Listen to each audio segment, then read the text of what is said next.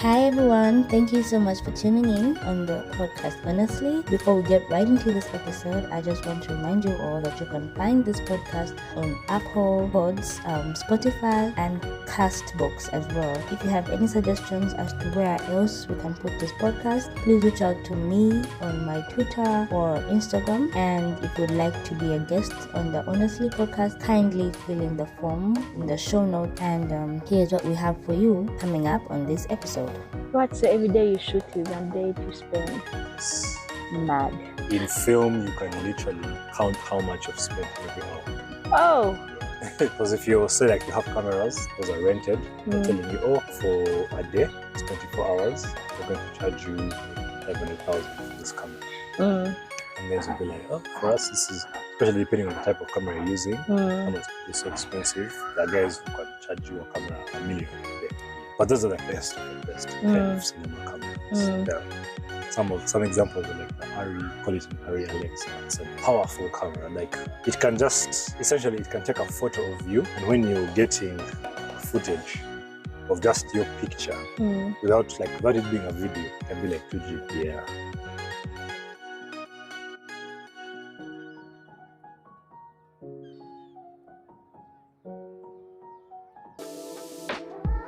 Hi, my name is Monjoy, and welcome to Honestly, a podcast about the unfiltered human experience. Each episode features stories from everyday people, capturing the gut-wrenching, hilarious, completely unhinged, and everything in between. On this podcast, we share the moments that have shaped who we are and changed how we see the world, or have just made us laugh. So join us as we listen to honest stories from honest strangers. Hi everyone, Pamela here once again. Thank you so much for tuning in on Honestly today. Well, this episode is Denzel's story part 2, and we continue to learn more about his journey becoming a filmmaker in Uganda. Throughout this episode, we get to know more insights as to what drove him to make this decision and what are the challenges he's faced along the way and the things he looks forward to in his film career. Thank you for tuning in once again, and I hope you enjoy this episode.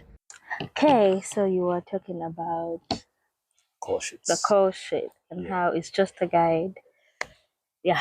Yeah. So essentially, you let people know what the idea of the shooting schedule will be like for the next day, and every person in the department gets back to you with feedback about where they can do something, where they can't, and you have to keep adjusting. Sometimes you bring something that was supposed to be done on Thursday, you bring it to that day, like that, and make sure that you have enough scenes so that the producer of the show can have value for his money. Because every day he is essentially spending money to make the show. Yeah. So if you shoot very few scenes, he's losing money because one, that's a day people are supposed to get paid. He's spending money on transport, spending money on lunch, spending money on the locations. If you don't shoot as many scenes as you can on that day, then you have cost him money. But to the It's a special expense meeting in his of office and he's like done a very bad job. That's interesting. I didn't know that the expense of the shooting is on the side of the producer. Like I thought, I don't know. Anyway, I don't really know the math of the filmmaking industry properly. Maybe you could shed light on I thought that. it was the director. So the director is a creative visionary. Sometimes they're just hired people. Okay.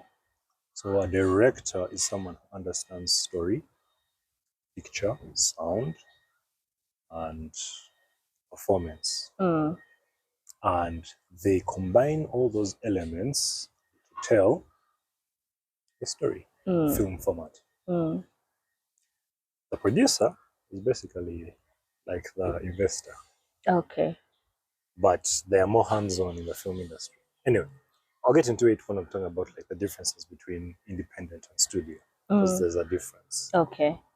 But yeah, the producer is basically the investor. They're the ones who have the budget, and so me as the second assistant director, I make a schedule, which in film we call the call sheet. Okay. And it's called the call sheet because it's usually what people get called for. So it's a sheet, and you see whose call it is to do what. Okay. Yeah. You get a call sheet, and the call sheet determines what is going to be done on that particular day. Okay. The producer approves, is like, okay, fine, this is where I'm going to spend money. So after they've given you feedback and you've adjusted, once you have locked the call sheet, you send it again. Everyone knows what they're doing. All the departments come up with a small budget of how much money they're going to need to carry out their tasks, and they send it to the producer. Producer collects the amount of money that is required, gives it to the film accountant in the morning. Either they send the money that night, or they pick it in the morning, so they can purchase all the items they need, so that they can run well. What's so every day you shoot is a day to spend? Yes. Mad. In film, you can literally count how much you've spent every hour. Oh. Yeah. Because if you say like you have cameras, those are rented, and they're telling you, oh, for a day, it's 24 hours, we're going to charge you maybe 500,000 for this camera. And guys will be like, oh, for us, this is, especially depending on the type of camera you're using, cameras can be so expensive. There are guys who can charge you a camera $1 million per day. Yeah. But those are like the best of the best kind of cinema cameras. There are some examples are like the Arri, they call it an Arri Alexa. It's a powerful camera. Like, it can just, essentially, it can take a photo of you, and when you're getting a footage of just your picture, without it being a video, it can be like 2 GB. Yeah, but it's capturing so much information that now once you start going into the science of film, going to the editing, they'll get that 2 GB photo of you, and they will manipulate the colors, because again, the kind of power that a camera has is based on how much color it can capture, how much what they call depth of field. That's like the focus. What item in the image, in the frame, does it focus on? Captures all that information. All of it, it's so much. And the more information it captures, the better. Because there you can focus, like, oh, maybe in this picture I was focusing on Pamela, but I want to see what is in the background. So you manipulate the information, and that background information becomes clear. So a more powerful camera captures more information, meaning that whatever aesthetic choices you went for can be manipulated depending on what you need. Yeah. So yeah, back to expenses. Yeah. I've gone to a short crash course on cameras, but okay. But back to the basics. There's always more to learn with film, for sure. So yeah, that was basically my job, making call sheets, and I don't know whether I was good at it, but I kept my job till the end of the show. So probably you are, you know. So wait, your job was on contract for the show, and then after the show was done, yes, you had to let it go. Okay. So after that, I was mostly doing independent things. That's when I made my first short film. Well, it's not my first short film. It's just your first official. It was my first film, not as a student. Okay. Yes, because I have other short films, but were student short films. Yes. So I made Let's Eat. Yeah, I made Let's Eat. That was your first ever as a student. Yeah. I mean, as outside of being a student. As a professional filmmaker. Yeah. That was it. I partnered with a friend of mine called Dunamis Philip Sentamu, and we made the film. We connected. We had met on Sanyu because he was doing a film course by the Multi-Choice Group, and it's called the Multi-Choice Talent Factory. And he came on Sanyu as an intern, found me interning there as well, and he was we just connected. We liked movies together. We were in like a same, it's like another intern finding that. And you just become friends. You have the same problems. Yes. Exactly. The same passions. Yeah. We're just there remarking like, man, this is a telenovela. It caps so much of what these people can do, because we're looking at like the filmmakers working on the show. Like, all these guys have the capabilities of making incredible stuff, but because making a telenovela, you're restricted by the genre you're working in. So you cannot explore fun ways of capturing a film. So we connected over that, and when I went back to Nairobi, he also went back to Nairobi to finish his course. When we were both done, I was like, man, let's make a movie. I was like, cool. We're like, say less. Yeah. And for him, I was trying to establish his studio. It's called Aret Studios. It's spelled ARETEE, but it's pronounced Aret. Oh, okay. Yeah. Okay. So he was I've been saying it as Aret. Aret, yeah. I know. Okay, Aret Studios. The man is fancy, so. Yeah, so he wanted to establish it and put out something big that would capture an audience and let people know what he can do. So yeah, he reached out to me. I was like, yeah, man, you've been telling me you can direct. I want to put money where your mouth is. I was like, Kale, let's do this. We met up with a writer who he had also been in contact with, called Eve Muyanja. I know Eve. Yeah, she's a wonderful person. Very. Yeah. So she shared with us a bunch of her stories. I came across one called Hell Hath No Fury Like a Woman's Scorn. That's what eventually became Let's Eat. So I read the story. I was like, yep, this is it. This is what I want to talk about. This is what I want to film. And yeah, we started production. We met up with the actor. In between there, I got mugged. Yeah. Kampala Thieves. Let me tell you, that needs another podcast episode. By the way, it was such a horrible experience. I lost so much. I lost my laptop, my phone, my wallet, my ID. Everything was stolen. I even stole my shoes. Oh my God! I almost lost my eye. I was injured horribly. Oh dear. Yeah. I'm sorry. I was offline for about 3 months. Even at work, I got back to work after about a month. But even then, it was hard because I didn't have any machines to work with. Yes. But eventually, I found my footing. So after about 3 months, I reached out to Dynamis. I was like, yo, man, are you still making the movie? Baba, you did it without me. I was like, why? You went silent. So I continued working other things, hoping that you'd reach out eventually. I was like, okay, I'm ready. I was like, Kale, let's pick up where we left off. Yeah, let's lock in. So we met, discussed the production. We didn't have money. So we're like, let's just use what we can. He was like, I have access to cameras. I can talk to some friends of mine and we see what we can do. Do you have access to actors? I was like, yeah, I can talk to some friends of mine as well. We put together the whole team. I brought his crew. I brought my actors.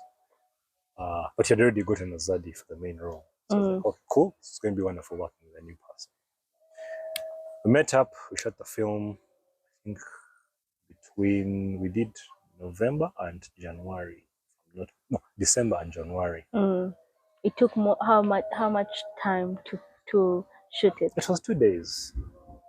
We're supposed to finish it in 1, but again, film problems. We got there. We booked an Airbnb to shoot the film, and we rolled up with our machines, and the manager was like, "Good, you guys said that you're coming to shoot a movie, but like, yeah, you didn't tell me you were coming with all this equipment." Man, what do you think it takes? Really? Yeah. So we're like, man, okay, but like we had already shot the whole day. We're supposed to spend the night as well, and like they just became a problem for us. So they were like, nah, we're not going to accept this. We're not going to do this. So we're like, fine. The good thing is that we had shot sequentially. Like the way the script is always shooting from start to end. So you haven't cutting out scenes. Yes. So we could afford to change a location. Like the final dinner scene. Yeah. That's the one we did in another place. But usually in film, it's not it's not a must to shoot in order. Sometimes you can start shooting with the from end. the end. Yeah. So yeah, we're lucky. By the time these guys finally chopped a wire and chased us away, we had captured enough not to cry if we didn't have the money to pay for another day. So we're like, cool. They chased us away. They cut off power, cut off internet. So like, we're not doing anymore unless you pay more money. And we had run out of money. So we're like, so let's realign ourselves and find somewhere else. Yeah. So that day ended. We had shot the first half of the film. We left. Then in January we met. No, I think it was actually in February. We shot again and finished the film. Then April the film came out. And we're excited. It did so well. It did so much better than we expected. Yeah. So much better. I think right now it has about 36,000 views. Wow. We did not expect that. For us, we went into the marketing process thinking this is like a solid 1K, 1,000. If we hit that, we crossed 3K in about a week. We could not believe it. We were like, crazy. What? That's nice. It was crazy. It was so surreal. Like, now me as a director, I was like, this is what I love to see. Someone trusted me and it paid off. Yeah. So it's very validating. Yeah, it's so validating. And of course that means that in case someone else hires you, you can tell them this is what proudly. I've done. I have value. I know what I'm doing. Yeah. So yeah, it's after that I stay just working small jobs every now and then just to pay the bills. I had also forgotten to mention, like in the previous year when I was working on Sanyu, every once in a while I would sneak off to shoot a film. And that's when I acted in my first feature film called Maid of Honor. And then MultiChoice was having a program called Maisha Movies. And they would finance people's feature film ideas. And I appeared in one. I appeared in one called Maid of Honor. That's why I met so many friends of mine still today. We shot it in 2023. Till today, I'm friends with those guys. They're a bunch of lovable. Let's know if you see the cast of that movie. It was a big movie. It was a wedding movie. So all of us were like, in a way, supporting characters. Yeah. So we spent so much time with each other. It wasn't an easy production, but it's. I'd say that movie changed my life a lot. So yeah, I was just piling up on the things that I've been doing. Then this year is when I released a second short film of mine called Cut It Off. Yeah. Because at the end of the year, I realized I wanted to make another film, just because even if you have made one successful film, people don't trust you until you've made 5 good ones consecutively. Then they'll be like, I like, this guy, knows what he's doing. You know that, So I made Cut It Off at the end of last year. I produced it at the end of last year. Another very tough production, but it came out well. I'm very happy with what it did. It didn't have as many views as Let's Eat, but for me, because I didn't have the backing of like studio preparations, like Dynamis's studio is actually quite robust. He has cameras, has very good connections. Me, this was just me. Just you. It was just me. We shot Cut It Off with a phone. It was just. You did not. Yeah, it was just me and my friends. Yeah. And it came out well. I loved the music. I loved the film. I loved the story. Because this time it was me writing. Let's Eat, it was Eve writing. Me writing and directing and producing and editing. Bro, it was you. It was me. And I had the help of so many friends, people like the sound designer Michael Kavuma, the actors Joshua Mwesigwa, Brian Kiria, the production designer Victoria Nachimboa. Like, it was just people friends who came through. I told them I don't have money, I don't have anything. Just come, I'll feed you, give you transport, come and work. Or like sawa. So it came out really well. I like so much of the traction it has got. And for me, the most important thing is that it has sparked conversations, because it's a story about men's hair. And that's a topic which we really don't talk about as much. I think women talk a lot about their hair and True. the problems that they suffer with it. But men, it's not a big topic. you just see guys with locks and we're like, Rasta. You're written off like that. Yeah. Girls can't even introduce their Rasta boyfriends to their parents. Their parents will be like, what are you doing? Yeah, why? Why are you with this guy? Yeah. You're just going to do drugs. You get, True. yeah, it's man. But I felt like, because I had been doing some research into African history and African culture, and African hair has a very strong history. The fact that our hair stands, unlike most races of the world, their hair falls, yeah. it's softer. We have a different relationship with it because hair it was a way in which tribes separated themselves. Different tribes had different hairstyles, both for men and women. Kings, royalty, peasants, farmers, traders, iron workers. They all had different styles that would make them distinct to their trade or their culture or their tribe. But today, everyone's like, same. Cut your hair. Why aren't you more like the CEO who cut his hair? And the more you think about situations like, remember, like in primary or in high school, they tell you need to cut your hair off, but the Indians keep their hair. Why can't I? Exactly. Like, not the Indians, it's their culture. And ours, like, for us, what about what's our culture? It's being bold. Yeah. And you know, it's your own country. You would imagine that you'd be treated better. It was so bad. I hear you. For us guys, the thing for us is that we wanted to just grow afros. Because we didn't know. At least girls, when they complained about their hair, they wanted to like twist it and like they had it and... because for them, like the current modern African culture, women have more leeway to diversify the hairstyles in which they can grow their hair. And unfortunately, that is not the ancient African culture. It is I would like to frame it better, but it's not. It is slave mentality, it's neo-colonialism. Because when the colonialists came to Africa, the first thing that they wanted to do was wipe away our identity. Because if you have no identity, you're easily enslaved. Manipulated, yeah. Yeah, better manipulated. So if you read about like the slaves when they're being loaded into slave ships, the first thing they'll do is cut off your hair. Because that way you can't identify your tribesman in the crowd. When you go back to their homelands, you cannot identify who is who.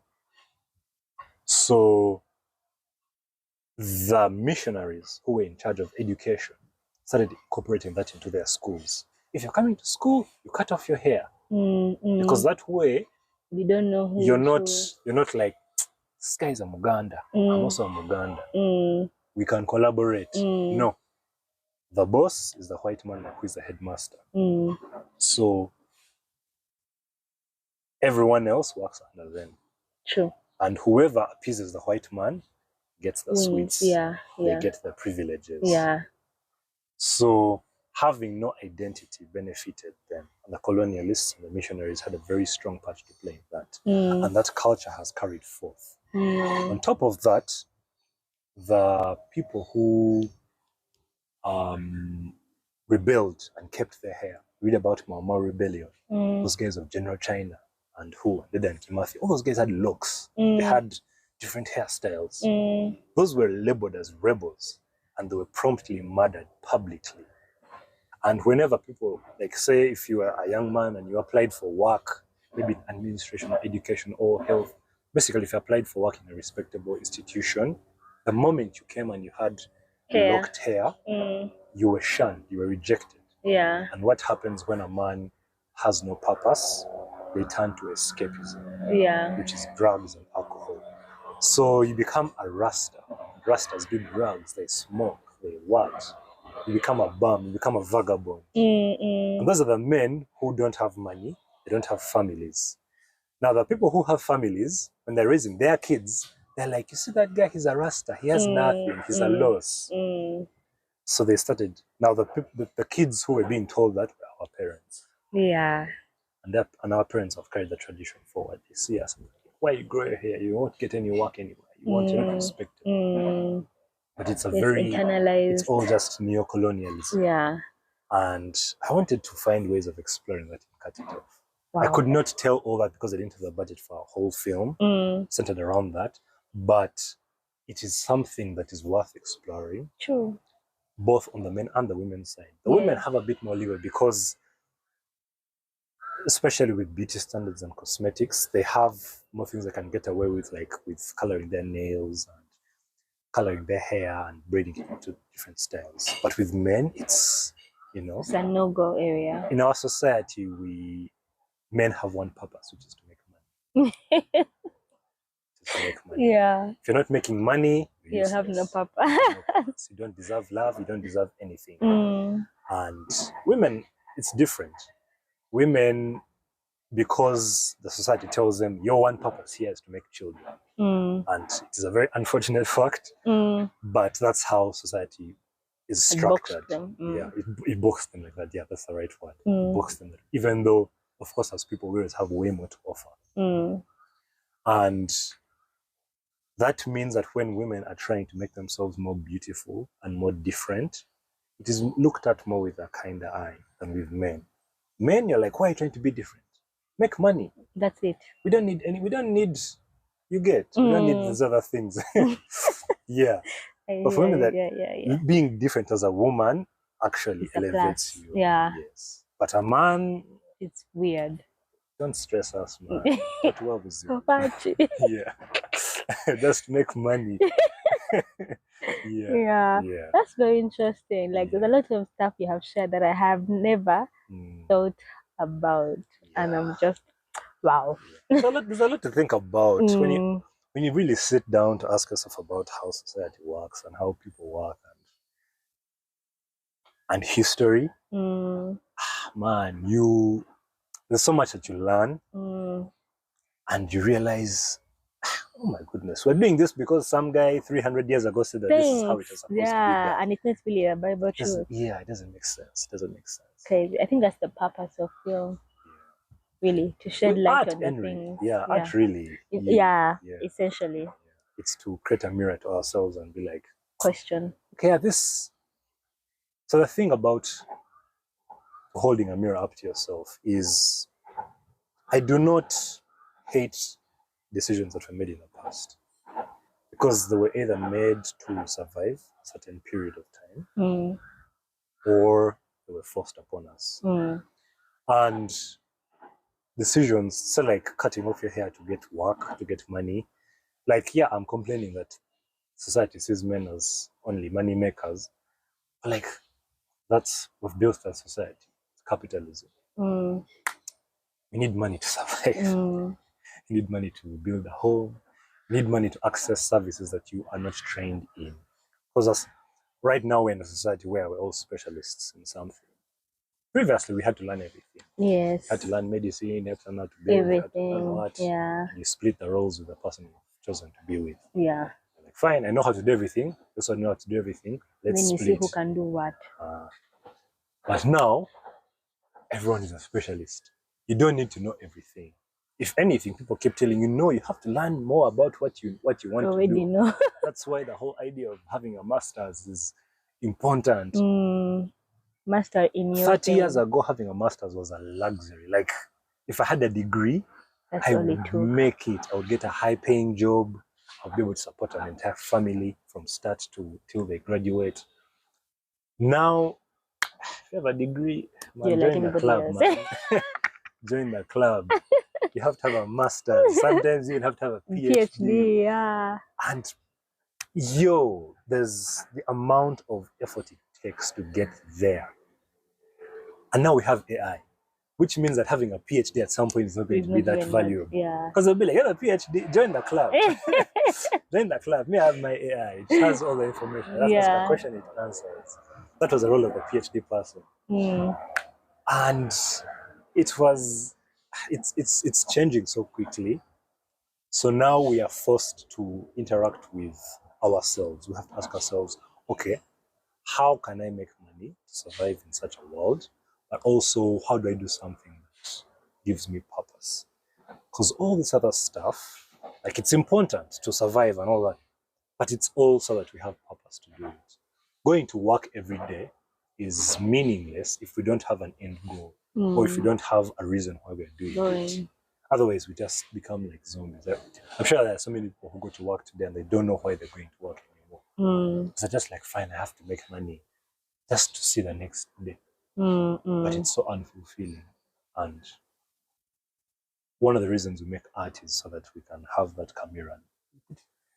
You see yourselves on TV, or you see yourselves in a book, or in a painting, or in a song, and you listen to something, or you see something, and you're like, okay, fine, this is what I want to do.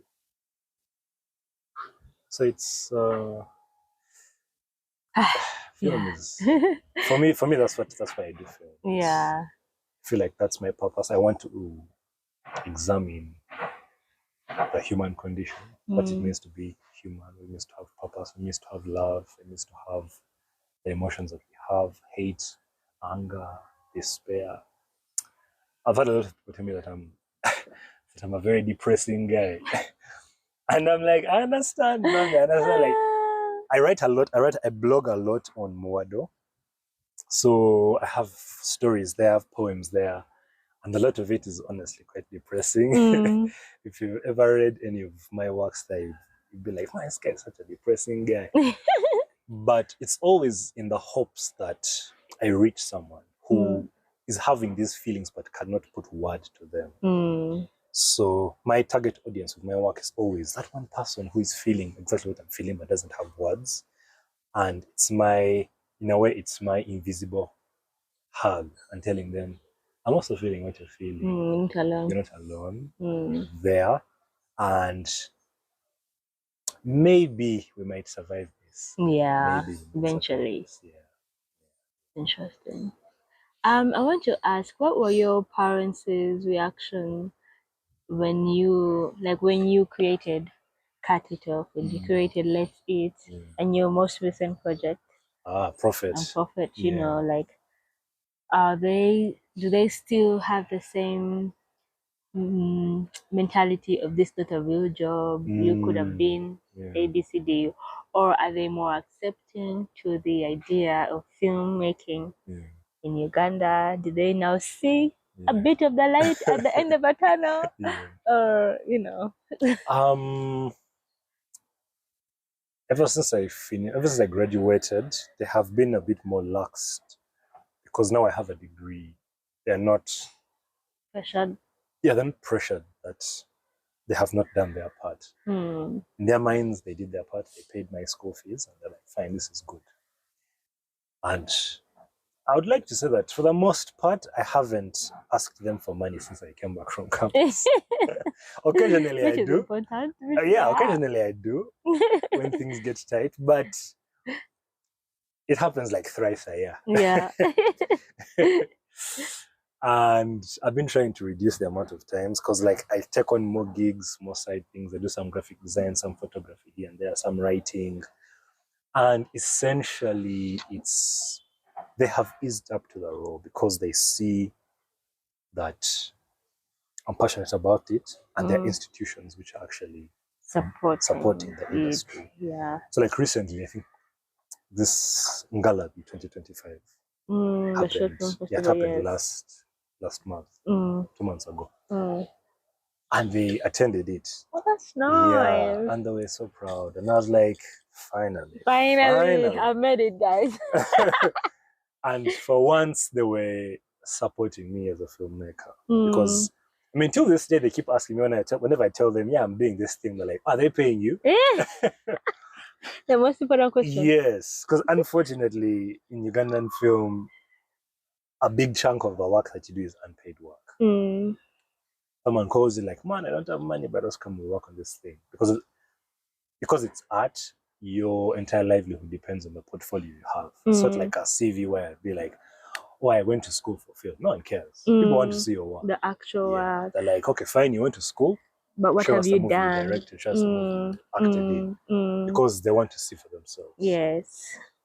So building a portfolio also means not being able to maintain the professional standards that you want to uphold when you're doing paid work. So you're just like, fine, I'm going to come.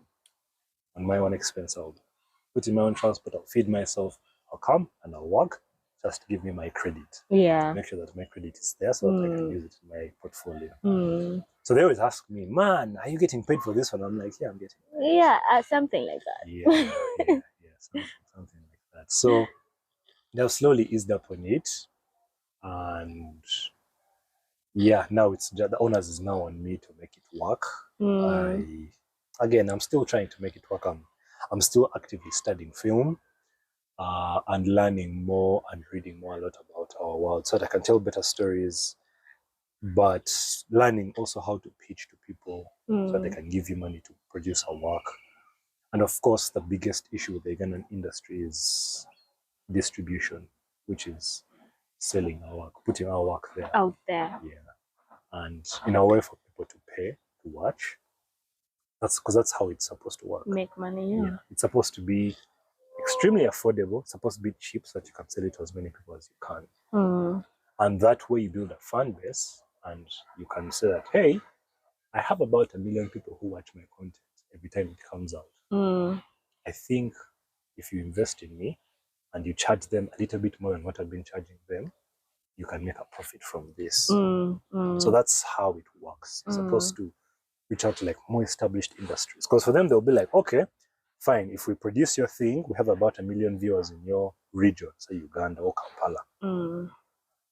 That means if we put it out there on our platforms where we have about 500 steady viewers, we can also make money from there. Like, yes, they give you a lot of money. And then you can charge all the crazy money that you want. Because film out there, people make so much money. You read about actors and how much they get paid for one movie. You read about, say, like Ryan Reynolds, how much he made from this recent Deadpool film he made. Yeah. He made millions of dollars. Yeah. And for you, you're like, I don't need the 20, I just need one. And my life in Uganda will change. I'll build my home. I'll buy a nice car. I'll put up my farm, and I'll never have to work a day in my life. I'll just be making movies until I die. Yeah. But it's a different market. Yeah, they have a much more powerful distribution system. They have built a very complex system of a very complex industry. They have hundreds of thousands of cinemas. So when one movie comes out, as long as they market it well, it will make millions for them. Yeah. And that's where we're trying to. It's hard for us because Africa is, we have so many problems in Africa. Not just as a continent, but as people. There's so much corruption. There's so many people trying to make easy money. So even the people who are given opportunities to produce films in Africa, they don't do justice. No, they are unable to because they have to work with other people, and other people are there to steal money. So you'd meet filmmakers, and half of them are just thieves. They're like, oh, this is a nice production. You have $1 million to work with. Let's buy cars. You're like, no, you just need to rent a car for this scene. Why would you buy a car? Yeah, but for them, of course, it's a different thing. Yeah, it's altogether. Like, it's on paper they're buying the car, but in actual reality, they're just investing their account. So they have ruined so many opportunities. Netflix came to Africa, and after 3 years, they left. They went to Nigeria. Nigerians stole their money. They left. South Africa is, of course, for them, they're already in bed with Hollywood. They don't need any validation. Yeah. But the rest of, say, Sub-Saharan Africa, we have been fighting to get opportunities with them. But the people who get those opportunities squander them. Yeah. Because either amongst their circles, they start playing crabs in a bucket. You step on one another just to get, and the money gets lost in between them. They don't produce quality work. But of course, on top of that, all our governments are not, their main goal is not to build their nation. It is to keep the people in power there. So whenever they come and they're like, me, I'm a storyteller, they're like, that's not my agenda. Even if, not like here in Uganda, we have the UCC, and Communications Commission, Mm. more money goes into the festival than into creating films or distributing them. Distribution, they just be like, oh, let's just have like a small workshop here. You meet people. Like, they'd rather outsource that problem than solve it. Actively Yet, here, if, say, for one whole year they did not have the UFF, Uganda Film Festival, and that money was channeled into developing as a robust distribution of films in Uganda, something as simple as recording all the film centers, all the film, we call them Bibanda, Chibanda. If you record all of them, put them in an organized system, meet their owners, get their contacts, provide essentials, maybe like stable electricity, maybe a TV, and actually just those two things, stable electricity and TV, and maybe security. Someone can make their film, and if just 2 million Ugandans paid 2,000 shillings for your movie, you'd make 2 billion shillings. That is something which is so simple. You'd invest maybe like what? Like 3 billion in setting up that system. But instead they're like, no, we want to show that Ugandans made movies this year. Let's have a festival instead. Doesn't make sense. Doesn't make sense because we're just going to come, we'll eat your food for free and we'll leave. Yeah. And nothing will have changed. Yeah. But if maybe you sacrifice a year, like this year we're not having UFF, let's focus on building this distribution system. I can assure you, Ugandan filmmakers will never sleep hungry again. You can have all the festivals you want to have for 10 years after. Yeah. But because you've solved the biggest problem here, yeah. But of course, that's not the agenda. Yeah, that's not the agenda. All the people up there trying to make money off that festival. So it's very unfortunate. Yeah, it's unfortunate, but it's not. Yeah. I think it's not the end. I think it's not the end. There's hope. There is hope. There's a lot of filmmakers who are trying to put together different communities. Like recently, Mr. Matthew Nawiso set up the Producers Guild of Uganda, which is trying to, one, unite filmmakers in Uganda to lobby for government aid. It's trying, then like there are other communities, like different film collectives, like there's the CC Film Collective, CC Labs by Deal Studios. Different guys have seen what the problem is and are actively trying to solve it. Yeah. But of course, the problem is at the top. You have to involve the top. The agenda is not about developing the nation. It's about staying in power. So no matter how much you try, as long as your agenda does not align with theirs, it's going to be a battle. You're not going to survive. Yeah. You want to walk through that gate. They'll be like, oh man, this is nice, but maybe next time. So unfortunately, we're stuck in that loop. But again, like you said, there's hope. There is hope. The people who are actively working are going to solve that issue. It will not be easy. It's going to take time. It's going to take a lot of money. It's going to take a lot of passion and energy. But we'll get there. Okay. Well, I don't even know if I have any questions. Okay, I think my question would be, I don't know. I want to ask the cliche. Why do you see yourself in 5 years? But okay, maybe not that. Maybe are you going to continue with the genre of movies that you create that is a bit not unconventional, but it's not your everyday story? Is that something that you want to stick to, or are you going to explore other genres? Is there some new work coming out soon that we need to know about? And also, of course, most importantly, where do people find you if they want to watch your projects? Yeah, I think that's what I want to ask as we wrap up the episode. Okay. Yeah. Yes, I do want to keep telling unconventional stories because I feel like that's my selling point. That's what makes me unique as a filmmaker, as a storyteller. Because we don't have a shortage of talented storytellers in Uganda. There's so many talented people. Brilliant writers, brilliant actors, brilliant directors, brilliant makeup artists, brilliant production designers. These guys know what they're doing. But you have to stand out. Because when an opportunity comes knocking on the door, hundreds of people are going to submit their CVs, and what's going to make you stand out? What's going to get you the opportunity? And of course, you also have to be the kind of person everyone wants to work with. So the moment you're producing unique stuff, like, that's the guy I want to work with. Because all filmmakers, all artists want to collaborate with someone who brings something fresh to their work. Yeah. So yeah, I want to continue telling unconventional stories. At the end of this year, I'm hoping to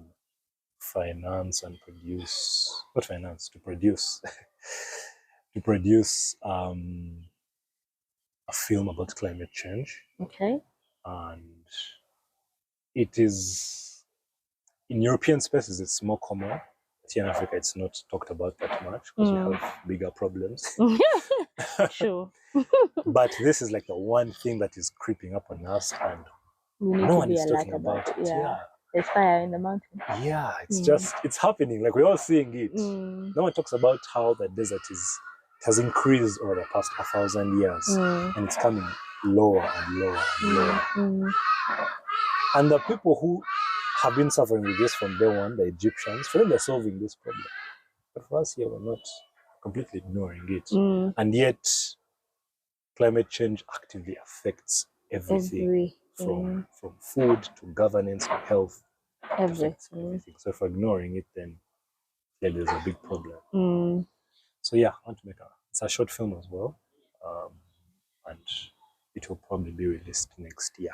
Nice. I don't have the details, but yeah, at the end of the day, I'll be making it.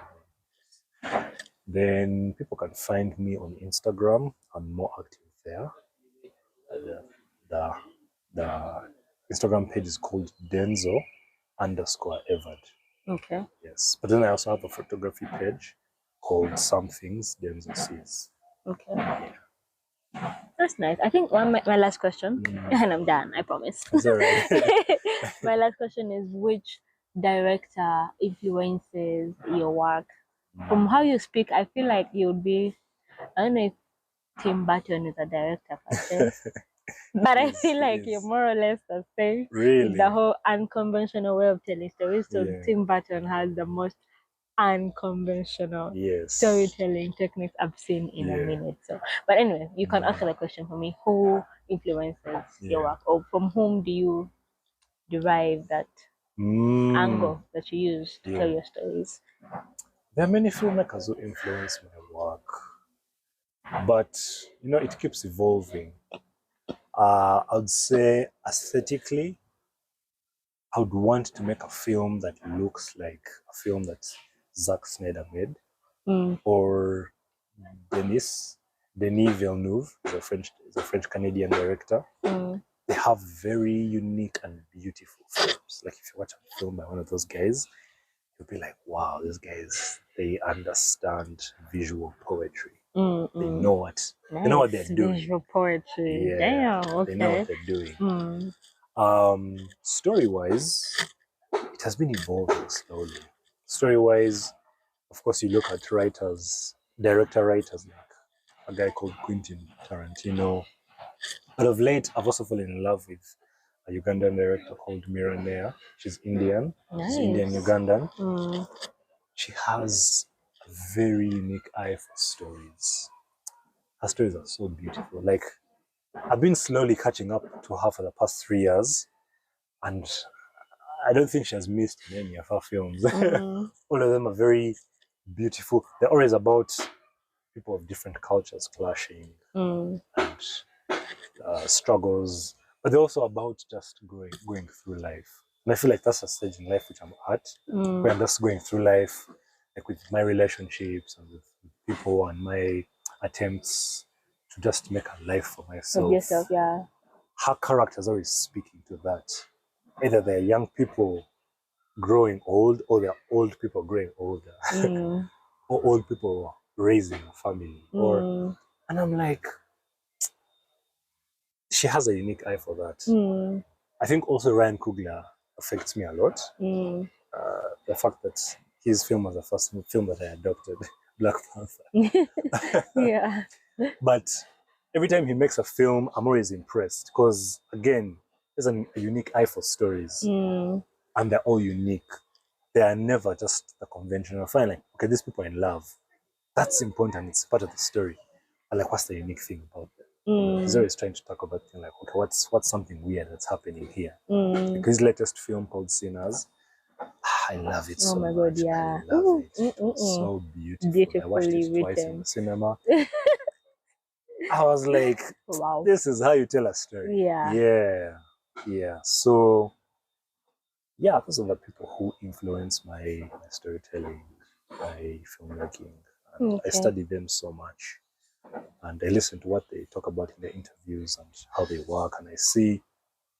And a lot of their work influences my work as well. Things like, an example is like Zack Snyder is mostly known for his slow motion. That's something which I incorporated into Let's Eat. There's an entire scene that happens in slow motion. Let's Eat. And all these guys, another example is like Christopher Nolan. He uses beautiful music to tell his stories. And I feel like in Uganda, beautiful music is something we very rarely use in our films. All the big filmmakers here are more about action, showing big performances. And I'm like, yeah, that's all nice and it is important. You should also think about how good the music is in those movies. Because for me, my entrance into music is movies. A lot of my playlist comes either from songs I listened to in high school when we were in functions or through movies that you watched. So there's so many guys and women who influence my work. It's hard to pinpoint one person. But I think you've provided a good summary. Yeah. Well, thank you very much, Denzel. Thank you as well for hosting me. This is amazing. Been nice, actually. I've learned a lot about the film industry that I would never have independently gone out to learn. So I'm actually really intrigued. I think the next film festival I'll be there to see what's happening. Please show up, involve myself, All right, thank you very much to our listeners. Thank you for tuning in for today's episode. And if you have any questions, please feel free to comment or reach out on my Instagram and Twitter. And if you're also interested, share your story, fill in the form, and I will reach out to you. Until next time, this has been Honestly. Bye.